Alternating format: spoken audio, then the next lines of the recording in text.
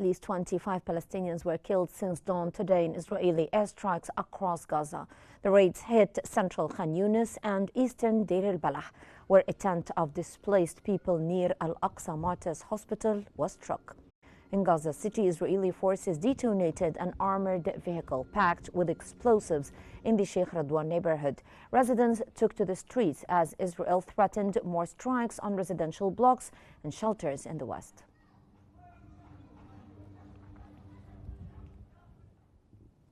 Three Palestinians were shot by Israeli settler in the West Bank. The attack took place in Deir Jarir near Ramallah, with Israeli forces protecting the settlers.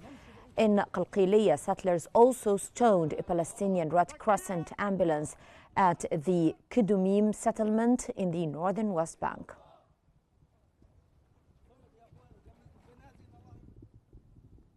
Gaza's health authorities said that nearly 65,000 Palestinians have been killed since the war began last October.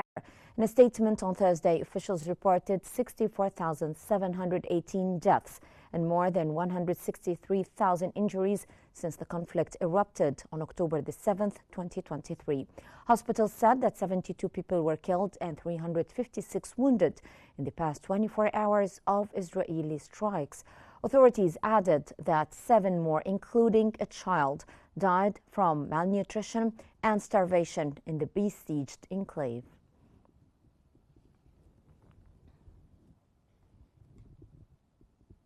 The Israeli occupation army has ordered residents of Gaza City to evacuate immediately. An army spokesman listed 14 neighborhoods to be cleared, insisting that the military will press ahead with its campaign against Hamas. He warned troops would operate with full force inside Gaza City if civilians failed to leave. Lines of cars and trucks packed with belongings were seen clogging up Rashid Coastal Road in central Gaza as Israel intensified its assault on Gaza City, forcing many to evacuate the northern part of the Strip.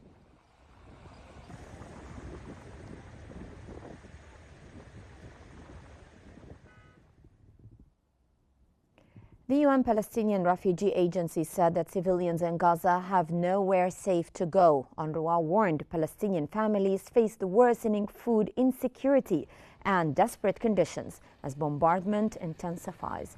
The agency further urged swift agreement on a ceasefire before, in its words, it is too late.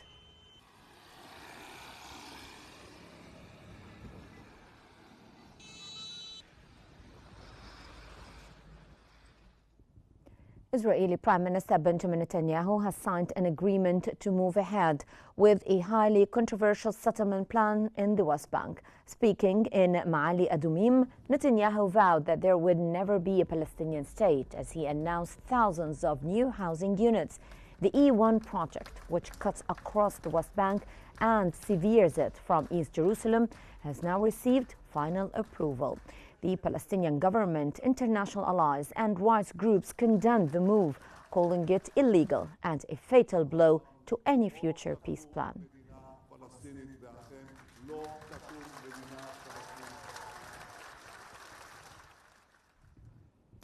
Israeli media said that Prime Minister Benjamin Netanyahu plans to present a deportation plan for Palestinians in Gaza. According to reports, Netanyahu will show the proposal to U.S. Secretary of State Marco Rubio on Sunday.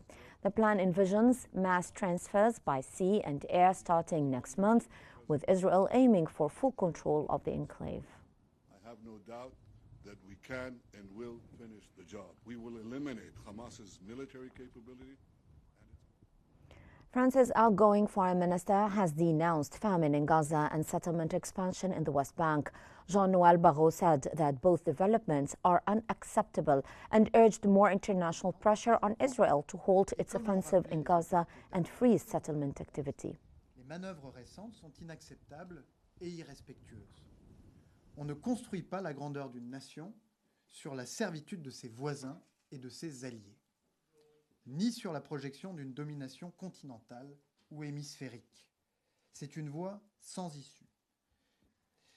Et je veux commencer avant tout par adresser un message de solidarité européenne et de solidarité de la France à l'égard du Danemark, du Groenland et du... Ireland said that it will not take part in next year's Eurovision if Israel is allowed to participate.